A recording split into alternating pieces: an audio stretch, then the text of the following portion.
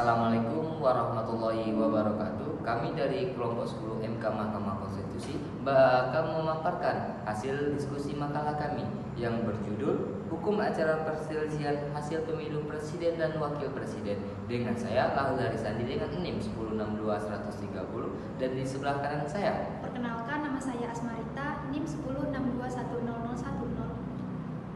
Dan di sebelah kiri saya. Perkenalkan, nama saya Darussalim dengan NIM 1062120. Mungkin itu saja opening dari kelompok kami, dan selanjutnya akan dipaparkan oleh saudari Asmarita.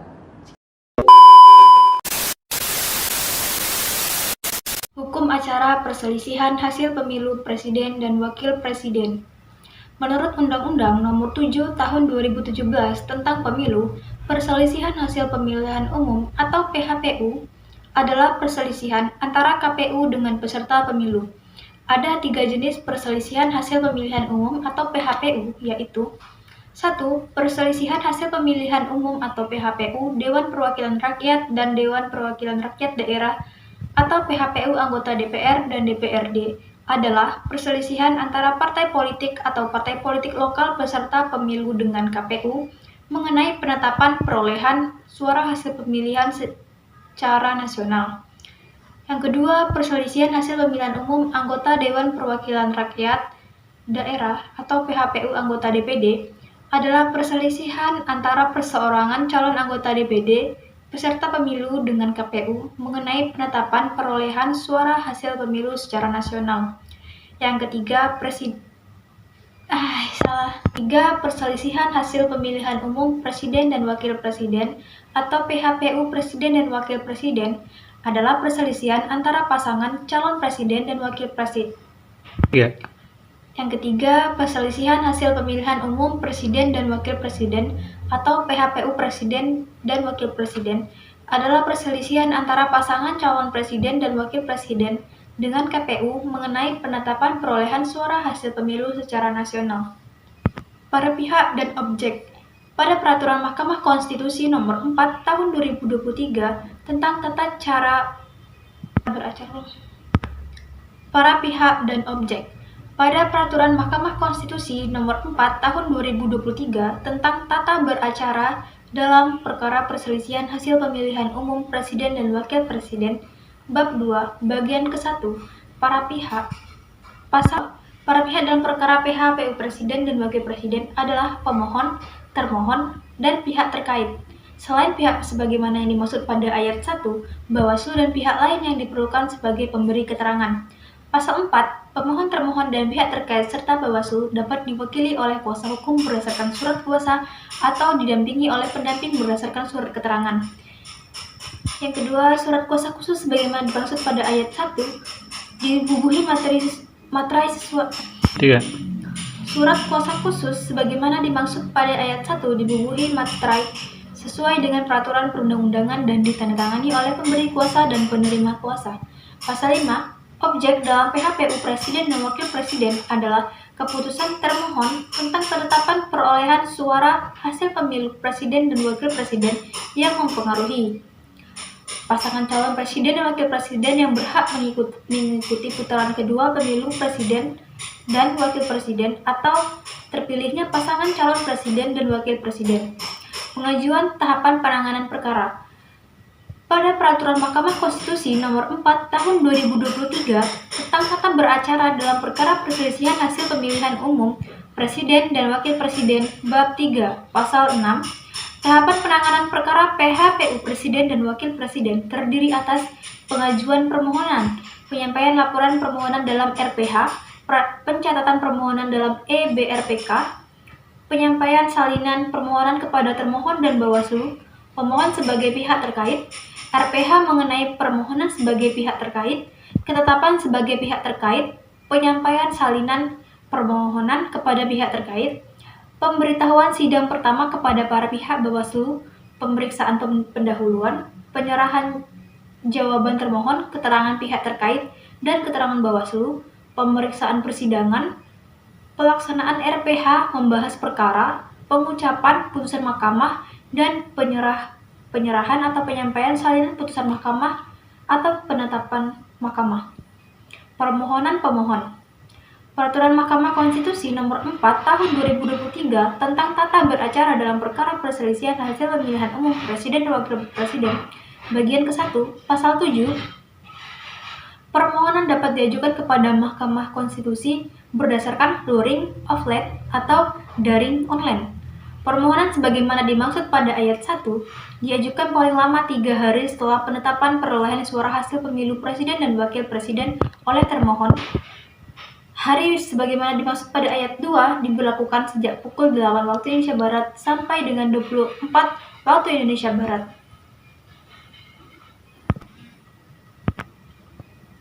Selanjutnya akan dijelaskan oleh teman saya yang bernama Lahul Harisandi.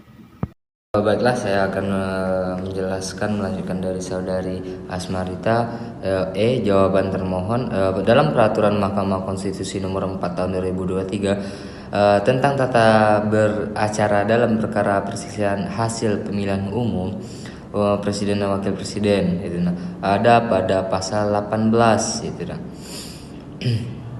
Yang pertama, jawaban termohon diajukan termohon kepada Mahkamah paling lama 1 hari kerja sebelum sidang pemeriksaan persidangan yang mengadakan pendengaran ataupun jawaban termohon.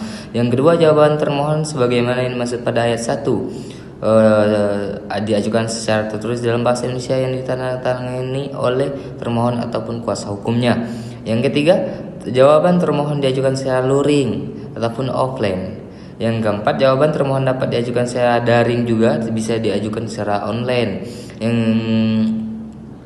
Yang keenam, penyerahan jawaban termohon sebagai yang dimaksud pada ayat 5 disampaikan dalam tanggung jawab tengah waktu pengajuan jadwal termohon sebagaimana maksud pada ayat 1 serta dengan alat bukti yang mendukung jawaban dan daftar alat bukti sebagaimana yang termuat dalam lampiran merupakan sebagian dari terpisahnya dari peraturan ini.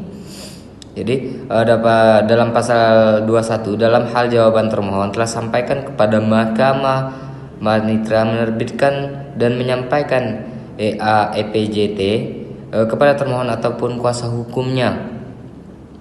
Yang kedua, Panitera mengunggah jawaban termohon sebagaimana yang dimaksud pada ayat 1 dalam Mahkamah Konstitusi. Yang pihak terkait adalah satu, pasangan calon presiden dan wakil presiden selain pemohon dan mengajukan permohonan sebagai pihak terkait sejak permohonan dicatat dalam Yang kedua, permohonan sebagai pihak terkait sebagaimana yang dimaksud dalam ayat 1 dapat diajukan secara luring ataupun offline dan online. Yang kedua, 2 hari kerja sejak permohonan dicatat dalam EBRPK. Langsung ke keterangan Bawaslu pasal 29. Keterangan Bawaslu diajukan kepada Mahkamah paling lama 1 hari kerja sebelum sidang pemeriksaan persidangan di Mahkamah. Diagendakan dengan mendengar keterangan Bawaslu. Yang kedua, keterangan Bawaslu sebagaimana dalam ayat 1 diajukan secara tertulis dalam bahasa Indonesia oleh Bawaslu atau kuasa hakimnya. Langsung pemeriksaan perkara yang pemeriksaan pendahuluan dalam pasal 38 yang mana bunyinya 1. Pemeriksaan pendahuluan dilaksanakan paling lama 4 hari kerja sejak permohonan dicatat dalam EBRPK. Yang kedua, pemeriksaan pendahuluan sebagaimana dimaksud pada ayat 1 dilaksanakan pada pemeriksaan perlengkapan dan kejelasan materi permohonan serta pengesahan alat bukti pemohon. Langsung ke alat buktinya. Alat bukti dalam pasal 38, alat bukti berupa yang pertama itu adalah surat ataupun tulisan, yang kedua keterangan para pihak, yang ketiga keterangan saksi, yang keempat keterangan ahli, yang kelima keterangan pihak lainnya, atau yang ketujuh alat bukti lain, yang kedelapan petunjuk. Mungkin itu yang dapat saya jelaskan, akan dilanjutkan oleh saudara Salim. Terima kasih. Baik, di sini saya akan melanjutkan penjelasan dari saudara Lahul. J, yaitu persidangan jarak jauh. Pasal 48. 1. Penyelenggaraan persidangan mahkamah dapat dilakukan melalui persidangan jarak jauh dengan menggunakan fasilitas video atau melalui media elektronik lainnya.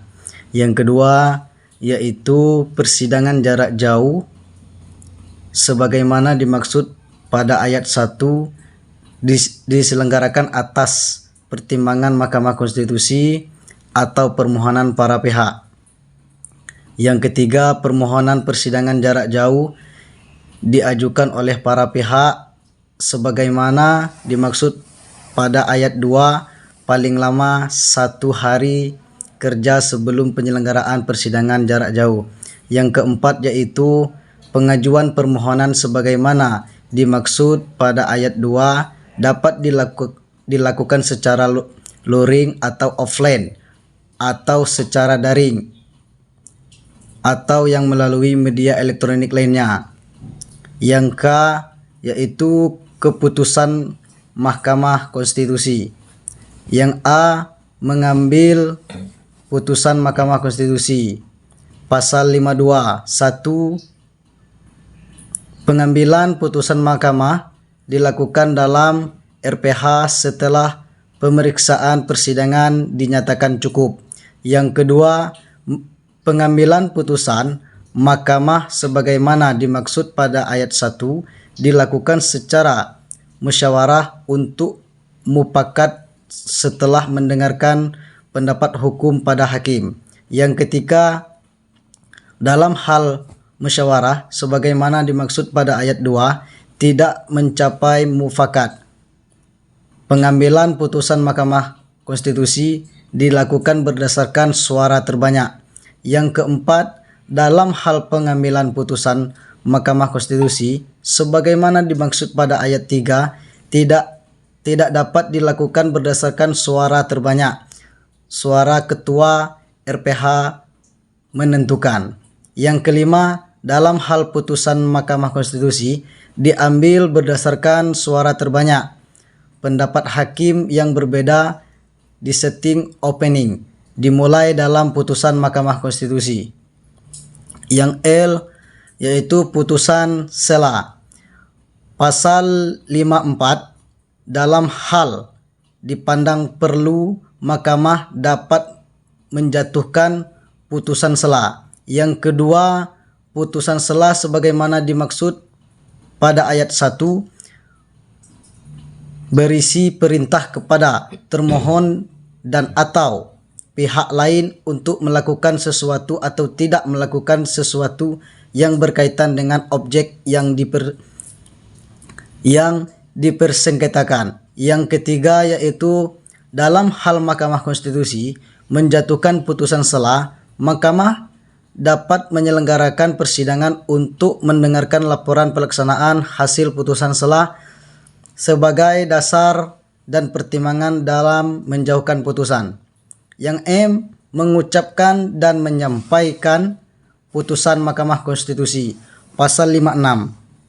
1. Mengucap putusan Mahkamah Konstitusi dilaksanakan dalam sidang pleno terbuka untuk umum. Yang kedua, salinan putusan Mahkamah Konstitusi sebagaimana dimaksud pada ayat 1 disampaikan kepada pemohon, termohon, pihak terkait, majelis musyawarah rakyat, Dewan Perwakilan Rakyat, Dewan Perwakilan Daerah, Presiden, Bawaslu dalam jangka waktu paling lama 2 hari kerja sejak mengucapkan putusan Mahkamah Konstitusi. Yang ketiga, menyampaikan salinan putusan Mahkamah Konstitusi sebagaimana dimaksud pada ayat 2 dapat dilakukan secara elektronik. Yang keempat, putusan Mahkamah Konstitusi sebagaimana dimaksud pada ayat 2 dimulai dalam laman Mahkamah Konstitusi. Mungkin itulah tadi pembacaan makalah dari kelompok kami. Sekarang saya akan menyimpulkan permakalah dari kelompok kami. Kesimpulannya, Mahkamah Konstitusi merupakan sebuah lembaga yang dibentuk pada masa revolusi setelah amandemen UUD 1945. Mahkamah Konstitusi diatur di dalam bab kekuasaan kehakiman, fungsi dan peran utama Mahkamah Konstitusi adalah menjaga konstitusi guna tegaknya konstitusialitas hukum. Selain itu, Mahkamah Konstitusi juga mempunyai fungsi dan peran lain yang telah diatur di dalam Undang-Undang 1945. Mungkin itulah pembacaan makalah dari kelompok kami. Mungkin ada kata-kata yang salah, kami minta maaf. Kami akhiri. Wassalamualaikum warahmatullahi wabarakatuh.